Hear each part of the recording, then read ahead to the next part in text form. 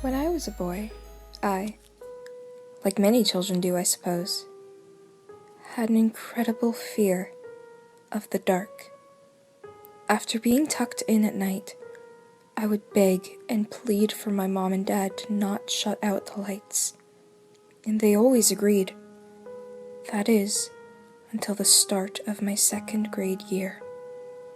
My parents decided I was a big boy, and I needed to learn that the dark was nothing to be afraid of. To help with this transition, my dad bought me a very bright nightlight for my bedside table. I hated the idea of just having the nightlight on at first, but after my mom shut off the room light switch and showed me how bright the nightlight was, I warmed up to it. That first night, with only that little light by my bedside, is a memory that I can recall with certain clarity after all these years. For that night marked the first of many visits from the knocking girl. The glow of that little light was comforting, like a beacon of safety in the dark. It made me feel safe, and, before I knew it, I had fallen asleep under its protective glow. 3 distinct knocks woke me from my slumber sometime later that night. My eyes flew open, and my head turned to look at my bedroom door, which was left slightly ajar. The only thing there that intruded was the light shining in from the lamp in the hallway. Then, once again, came 3 sharp knocks from somewhere beyond the foot of my bed. I shot up in a sitting position and stared past the foot of my bed at my closet door. Thanks to my adolescent mind, I wasn't sure exactly what to do. I just sat there, staring at the dark wood of that door, only partially illuminated by the light at my bedside. Then, once again, so abruptly it made me jump, came 3 knocks. Only this time, they were louder, and the time between each separate knock was greater. My breathing became heavy, and my heart pounded, and just as I was about to call out for my parents, I was cut off. A soft, but somehow warped little girl's voice called out from behind that closet door. "Let me come out, Joshua. I'm so lonely." I screamed. I screamed louder and harder than I ever had at that time, or ever since. Both of my parents burst into my room and asked me what was wrong, but I couldn't answer. I just kept screaming.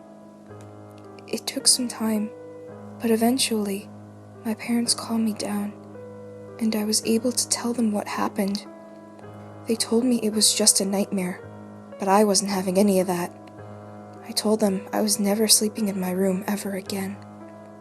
My father, being the progressive problem solver that he was, however, fetched a screwdriver from his toolbox and began taking the closet door off of its hinges. Once the door was off, my parents stayed with me until I fell asleep. The knocking girl never returned to my room after that night, but she never left me alone either. I found out the very next day a couple of rules about the knocking girl. The first one was that it didn't have to be dark for her to visit me. The second rule is that it doesn't have to be a closet. The following day that I was visited by my knocking nightmare, I was sitting in a bathroom stall at school.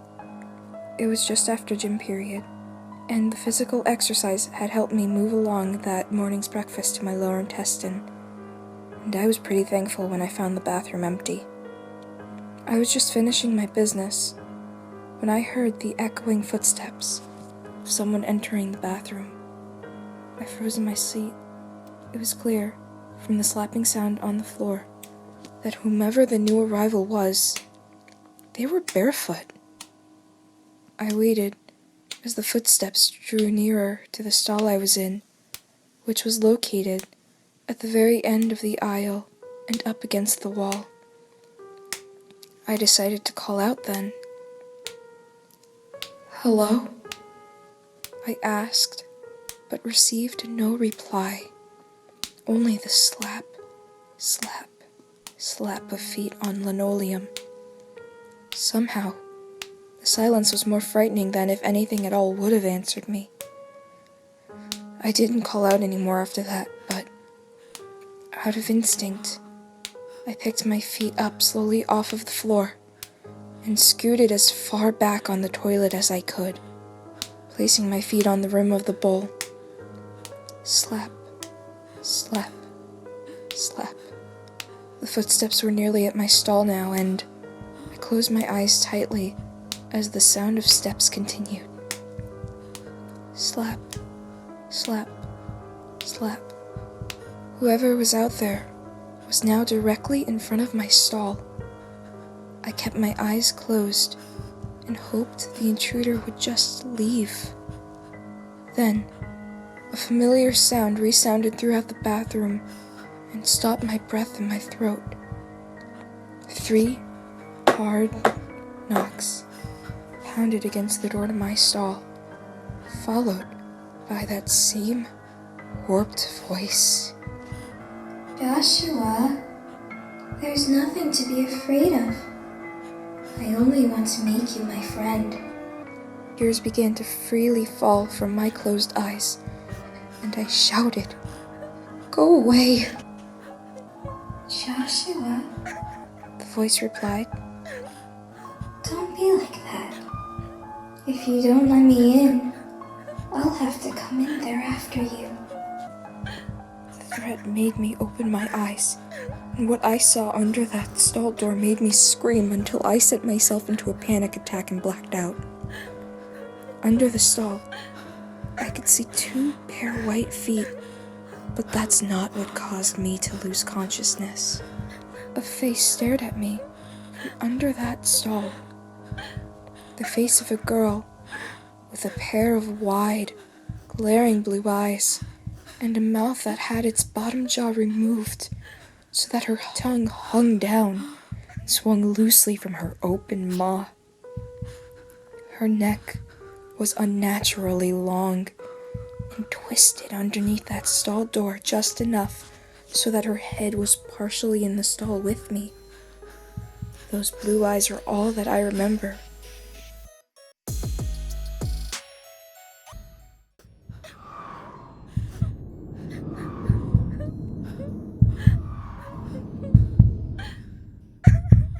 Those blue eyes are all that I remember before waking up in the nurse's office.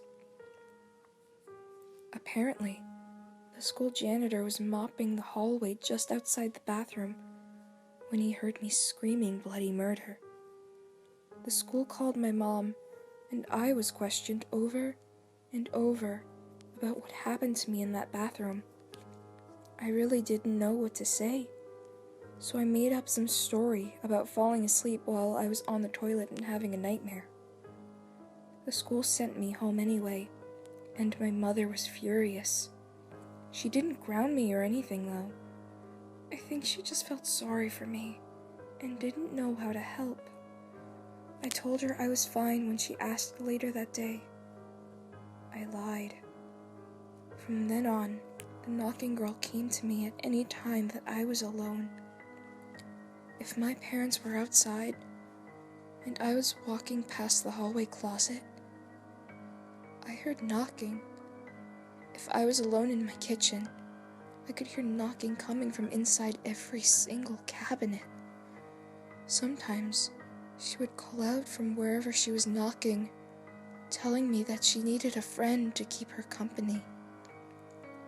I don't know why she couldn't just open the door and come get me, but I was sure as hell glad she didn't. It didn't occur to me immediately, but eventually, I wondered how she could even speak in the first place if her jaw was removed. I suppose, if you're being haunted by a spirit, that is a silly thing to wonder. But honestly, I sort of got used to her. Eventually, she even stopped speaking altogether. She just knocked from behind whatever barrier she could, for whatever reason not pass through. That made it easier to become more relaxed. I don't mean to say I was never afraid of her. Don't get me wrong. I never wanted to see that horrible face again. But as I grew older, she sort of became a normalcy. I just lived my life by specific rules. I never went to a public bathroom anymore. My bathroom breaks were scheduled at home and when there were people in the house. I also grew accustomed to never opening a door unless someone I knew was on the other side of it. Then, when I was 10 years old, the worst happened. I was staying all night at my friend Reggie's house. Yes, I had friends. Despite being known as the kid that passed out in the bathroom one year, I was popular enough. I never told anyone about the knocking girl, though. That's probably why I didn't have any trouble making friends. God, I wish I would have. Reggie and I were sitting in his basement, playing Nintendo on the small TV down there, when Reggie decided he was going to get us a couple of sodas. He opened the basement door and bounded up the stairs, shutting the door behind him as he did so. I continued playing until I heard a loud knock from the front door. I then heard footsteps as Reggie walked from the kitchen to his front door and opened it. I heard the muffled noises of what I took as quiet conversation, and then the front door slammed shut. All of this happened, but I was only half paying attention as I was pretty immersed in my game. I heard Reggie walk back to the kitchen, and then, after a moment, I heard footsteps on the basement stairs again. Then, from the bottom of the door, rang out 3 hard knocks. Bang, bang, bang. I froze, and my heart raced in my chest as my thoughts immediately went to the knocking girl. Reggie? I called out. Yeah, man, could you open the door for me? I brought down some snacks too, and my hands are full. It was Reggie's voice, all right, and although he sounded a bit off, I assumed it was from the strain of holding a load of junk food. Hold on just a minute, I said, getting up off of the couch and walking over to the door. Before I could reach the door, however, he knocked 3 more times with his foot. Bang, bang, bang. Hold on, I said I'm coming, I said, a little irritated, but then I stopped just before my hand touched the door handle. A half-formed idea was brewing in my mind, a mystery that I had wondered about for quite some time, but I was just missing one piece of the puzzle, a piece that I would never have because it would mean endangering my own life.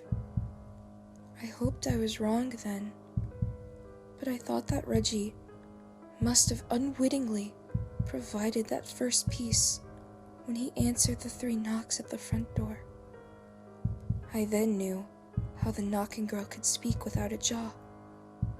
It was likely that what I had once thought belonged to her never did. There was a sizable gap at the bottom of that basement door, and I fell down on my hands and knees to peer under it. When I did, I was met with the immediate sight of 2 piercing blue eyes. I threw myself back and scooted on my butt all the way against the far wall as the basement door began to immediately be assailed by a flurry of angry knocks.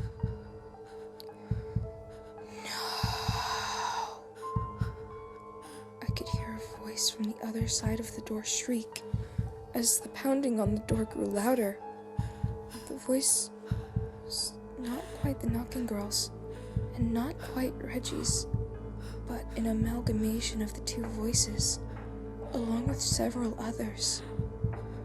No, you will be mine, boy. If it takes me 100 years, you will be mine. The myriad of voices assaulted my eardrums, and I had to cover my ears because the pounding and screaming became too loud. My heart began to race, and I began crying loudly as I was stricken by my second panic attack, and I fainted. I woke up sometime later in Reggie's living room, surrounded by my parents, as well as Reggie's crying mother, along with some policemen in uniform. The police asked me questions while my dad stood by listening to the interrogation, and my mother tried to console the woman who would never see her son again. They asked me if I remembered what the intruder looked like, and they asked me how I kept the door barred while he attempted to break it down. I didn't really know what to tell them, so I just shrugged and nodded to most of it.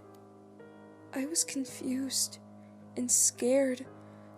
I didn't know how to tell them that there was no conventional intruder. Why would they believe me anyway? I later found out that Reggie's mom had left the house just before Reggie came up to get snacks for us. She needed to get some milk for the dinner she was going to prepare for us, and thought that we would be fine in the 5 minutes it would take her to get back. When she got home, she found the basement door had several scratches and indentations in the wood. She found me at the bottom of the stairs unconscious and immediately called the police and the ambulance. While she was on the phone, she frantically searched the house for Reggie. Like I said, she never found him. I felt bad for Reggie, and I felt bad for his mom. But I didn't know the knocking girl would come after anyone else. How could I?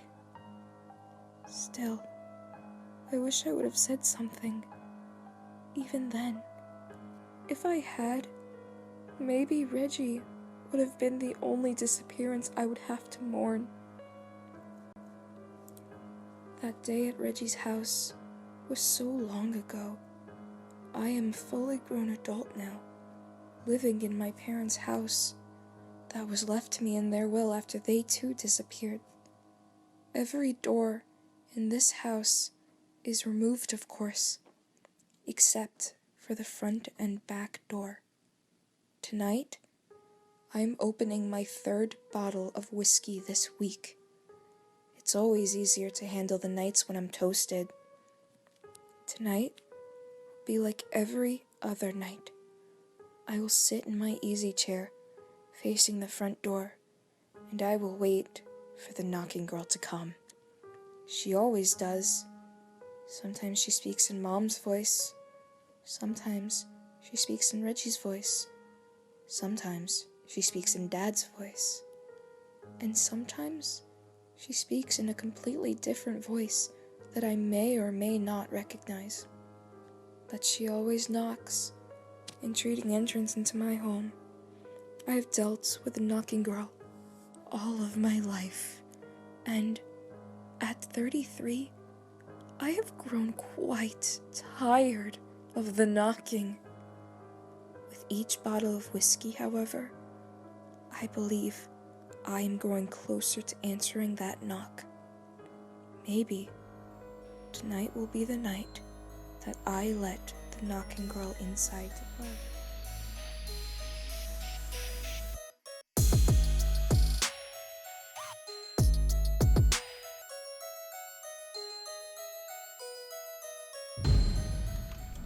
During the summer of 2003, events in the northeastern United States involving a strange, human-like creature sparked brief local media interest before an apparent blackout was enacted.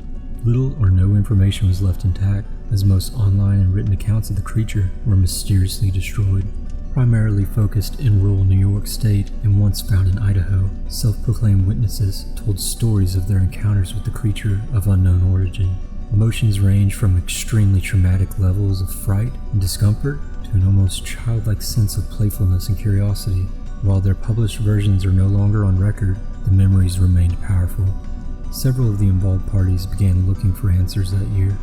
In early 2006, the collaboration had accumulated nearly 24 documents dating between the 12th century and present day, spanning 4 continents.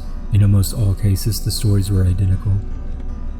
I've been in contact with a member of this group and was able to get some excerpts from the upcoming book. As I prepare to end it all, I feel it necessary to assuage any guilt or pain I have introduced through this act. This is not the fault of anyone other than him. For once I awoke and felt his presence, and once I awoke and saw his form. Once again I awoke and heard his voice and looked into his eyes. I cannot sleep without fear of what I might next awake to experience. I cannot ever wake. Goodbye. That note was found in the same wooden box where 2 empty envelopes addressed to William and Rose, and 1 loose personal letter with no envelope. The other notes read, "I've prayed to you. He spoke your name. I have experienced the greatest terror. I have experienced the greatest terror. I have experienced the greatest terror. I see his eyes when I close mine. They are hollow, black. They saw me and pierced me. His wet hand, and I will not sleep. His voice." He came to me in my sleep. From the foot of my bed I felt a sensation. He took everything. We must return to England. We shall not return here again at the request of the rake. 3 years ago, I had just returned from a trip from Niagara Falls with my family for the 4th of July. We were all very exhausted after a long day of driving, so my husband and I put the kids right to bed and called it a night. At about 4 a.m., I woke up thinking my husband had gotten up to use the restroom. I used the moment to steal back the sheets, only to wake him in the process. I apologized and told him I thought he had gotten out of bed. When he turned to face me, he gasped and pulled up his sheet from right at the end of the bed so quickly his knee almost knocked me out in bed. He then grabbed me and said nothing. After adjusting to the dark for half a second, I was able to see what caused the strange reaction. At the foot of the bed, sitting and facing away from us, there was what appeared to be a naked man, or a large, hairless dog of some sort. Its body position was disturbing and unnatural, as if it had been hit by a car or something. For some reason, I was not instantly frightened by it, but more concerned as to its condition. At this point, I was somewhat under the assumption that we were supposed to help him. My husband was peering over his arm and knee, tucked into the fetal position, occasionally glancing at me before returning to the creature. In a flurry of motion, the creature scrambled around the side of the bed and then crawled quickly in a flailing sort of motion right along the bed until it was less than a foot away from my husband's face. The creature was completely silent for about 30 seconds, just looking at my husband. The creature then placed its hand on his knee and ran into the hallway, leading to the kids' room. I screamed and ran for the light switch, planning to stop him before he hurt my children. When I got to the hallway, the light from the bedroom was enough to see it crouching and hunched over about 20 feet away. He turned around and looked at me. The translucent glow coming from his body was something that still haunts me to this day. I flipped the switch on the wall and saw my daughter Clara. The creature ran down the stairs while my husband and I rushed to help our daughter. She was badly hurt and spoke only once more in her short life. She said, "He is the rake." My husband drove his car into the lake that night while rushing our daughter to the hospital. They did not make it. Being a small town, news got around pretty quickly. The police were helpful at first, and the local newspaper took a lot of interest as well. However, the story was never published, and the local television news never followed up either. For several months, my son Justin and I stayed in a hotel near my parents' house. After we decided to return home, I began looking for answers myself. I eventually located a man in the next town over who had a similar story. We got in contact and began talking about our experiences. He knew of 2 other people in New York who had seen the creature that we now referred to as the rake. It took the 4 of us about 2 solid years of hunting on the internet and writing letters to come up with a small collection of what we believed to be accounts of the rake. None of them gave any details, history, or follow-up. One journal had an entry involving the creature in its first 3 pages, and never mentioning it again. A ship's log explained nothing of the encounter, saying only that they were told to leave by the rake. That was the last entry in the log. There were, however, many instances where the creature's visit was one of a series of visits with the same person. Multiple people also mentioned being spoken to, my daughter included. This led us to wonder if the rake had visited any of us before our last encounter. I set up a digital recorder near my bed and left it running all night, every night, for 2 weeks. I would tediously scan through the sounds of me rolling in my bed every night, each night as I woke up. By the end of the second week, I was quite used to the occasional sound asleep while blurring through the recording at 8 times the normal speed. On the first day of the third week, I thought I heard something different. What I found was a shrill voice. It was the rake. I can't listen to it long enough to even transcribe it. I haven't let anyone listen to it yet. All I know is that I've heard it before, and I now believe that it spoke to me when I was sitting in front of my husband. I don't remember hearing anything at the time, but for some reason, the voice in the recorder immediately brings me back to that moment.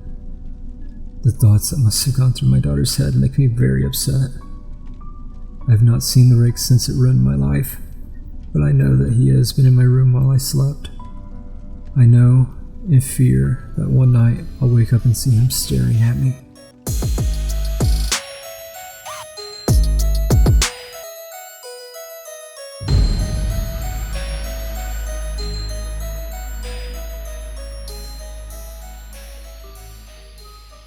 "12 seems to be the age when kids start putting the heat on their parents about the truth behind Santa. I was certainly no exception to this rule.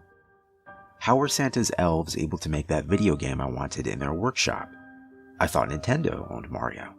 Or how about the ever-infamous visiting every house in one night question? Did the Jolly Man own some type of time-extending device? Or perhaps the most obvious question of all, how could he have lived for so long? A lot of people say he trains apprentices who take his place every few decades. Others claim he's just immortal. As for everything else, magic seemed to be the universal lie everyone had agreed on. Whatever the case, I just went with the conclusion that it was my parents' doing. Of course, they deny it and claim ignorance if I confronted them, but it wasn't enough to dissuade my beliefs. So one Christmas Eve, when I couldn't sleep, as these questions danced among my dreams of sugar cereals and new games, I decided to investigate the noises coming from my living room. This time, surely, I would catch my dad or mom in the act of stowing presents under the tree. At least then they'd let me in on the truth. But as I entered the living room, I saw a man before me that I did not recognize. He was dressed in red and white, with a slightly overweight body, and he wore a stringy fake white beard. His hair, or what remained of it, was graying around the edges of his classic Santa hat, and his eyes were wide with fright as he dropped a present under the tree. Being the intuitive youth I was, I came to one of two conclusions. Either this was a home invader stealing my family's gifts, or this was the real Santa. I opened my mouth to scream, but the man rushed towards me and covered my mouth. "Shh, shh," he said, putting a finger to his mouth, trying to smile. Tears began to roll down my cheeks. I was petrified of this man. Then, slowly, he took back his hand and extended it towards me. "It's all right there, little one. You know who I am, right?" I nodded, not shaking his hand back. The trembling man nodded as well, then grabbed an empty sack lying on the floor and gestured to the tree. "Look, see, I bring gifts. Now run along to bed, or I might have to put you on the naughty list. Ho, ho, ho." He started drifting towards the deeper, hearty voice, normally associated with Kris Kringle, but I wasn't fooled. Regardless, I wiped my eyes and began to step back from the living room, trying to create some distance between me and the stranger. The man simply watched, wiped his brow, and proceeded to approach the fireplace. I stopped and observed, confused as to how he was going to leave my house, but a blast of green flames erupted from the chimney, and the man fell back to the floor. I couldn't see his face, but I'm certain it was twisted in fear like my own. A massive, bony hand spawned from the fire, and the arm that followed was draped in raggedy fur. Then another arm, and then the skull of some wild creature with 2 large horns followed, nearly as large as the fireplace itself. The bones popped and snapped as it slammed its hands onto the floor. The entire monster was engulfed in the flame, yet it did not seem to burn anything in the house. Eddie, the monster declared, speaking to what I guessed to be the man on the floor. No, I did my part, see? 10,000 houses, just like you said, right? 10,000, I did my part. And yet you allowed a human child to see you. You know the rules. Look, I've learned my lesson. I'm sorry, I made a mistake. Just let me go, please. I delivered all the... Let you go? Did you let that woman go, Eddie? I don't seem to recall you letting her go. This was your second chance, and you've wasted it. What are you gonna do? Eddie whispered. I could make out his quaking figure being overshadowed by the creature in the fireplace. The next sound to be heard was a crunch, with a soft beginning and snapping finish. I jumped as the sound repeated a few times, finally letting out a shaky breath. I prayed in my head that it wasn't what I thought, but when the creature reared its head towards me, I saw the red and white pants hanging from its mouth as it chewed on Eddie's corpse, then watched it slurp up his legs like strands of spaghetti. I covered my eyes and tried to tell myself it wasn't real, and after a quiet minute, I peeked between my fingers to see the monster staring back at me from the fireplace. The pace of my breathing grew quicker and sharper, my eyes unable to escape from the grasp of those empty eye sockets. Now run off back to bed, little one, or else I might put you on the naughty list. My legs finally found the strength to leave, and I sprinted from my parents' room, diving into the sheets with them. There wasn't a trace of the events of the night before when my family went down to the tree the next morning. There was even a little note next to an empty glass and a half-eaten cookie on the table. Have a Merry Christmas. Signed, Santa Claus. As much as I tried to take in the warm, comforting atmosphere that came with Christmas Day, I couldn't stop watching the fireplace, terrified that the monster would return. At the least, now I knew the truth about Santa Claus.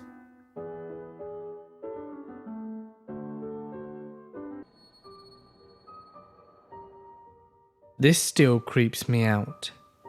I had little to no supervision as a kid. My mum worked day shifts and my dad worked night shifts. Dad would be asleep most of the day, which meant I was free to do whatever I wanted until Mum came home. I would usually get bored after a few hours of watching TV and playing with toys. When that happened, I would grab the home phone and retreat to my room. I used to find it so entertaining to press random buttons and see who would pick up. I would usually press too many buttons, or it would occasionally get a right number, and upon hearing voices, the other person on the other line would warn me not to call strangers. Well, around Christmas, I remember one particular time, I managed to call a correct number. A man picked up. I asked for his name and he paused for a second. He told me he was Santa. I was beyond excited, and of course gullible and young enough to believe him. A good 10 to 15 minutes was spent with me bombarding the man with questions, and everything seemed fine, until Santa informed me that one of the elves had accidentally misplaced my address. He told me that I would not get any presents on Christmas unless I told him where I lived. I didn't know my own address at that age. I remember crying and desperately trying to remember what our address was. Eventually, I ended up running to my parents' bedroom and walking up to my dad while shouting, "Santa needs our address!"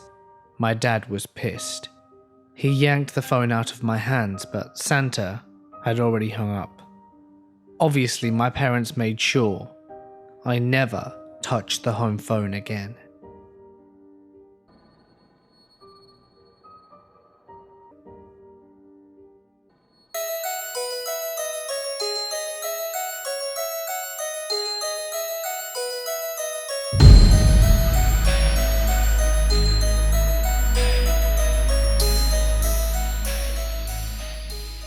There is a small island in the Mediterranean Sea that does not appear on any map. It cannot be seen from any other island, nor can any other land be seen from it. On this island is a lighthouse, rotting from age and seawater, which is never lit. There is nothing inside it, save for a spiraling staircase that leads to the top, and an ancient, dusty bookcase. The case is filled with unmarked books, bound in ancient leather, save for a single space. If you remove a book from the shelf, it will fling itself open in your hands, and the words inscribed in it shall start screaming to the air. You must wrestle the book closed and shove it back on the shelf, or the immortal evil contained within its pages shall break free, and you will be forced to take its place, with pages, ink, and binding crafted from your own flesh and blood. However, if you bring the correct book to the island and place it in the empty space, the lighthouse will light. As long as it is lit, the world shall enjoy an unending paradise. For all the evil in the world will be contained in the lighthouse. And while it is lit, nothing can go in or out. The only problem is that you will be trapped for eternity in there, with all the evil ever known or conceived by man or God. The only way to escape is to douse the light.